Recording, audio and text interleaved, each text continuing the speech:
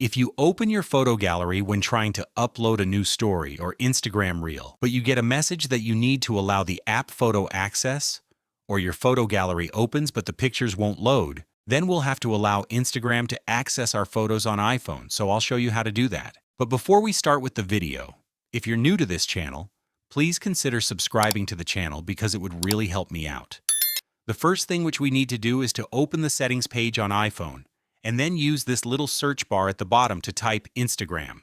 Here is the app, so let's open this. And you'll see all of these different things which you can allow or disable for Instagram to use. Let's open the Photos section since we want Instagram to be able to access our photo gallery. And you can give it limited access, or you can give it full access. That's up to you. But once I change the settings on this page and open the Instagram app, you can see that I won't get that message anymore, and I can then start sharing content on Instagram.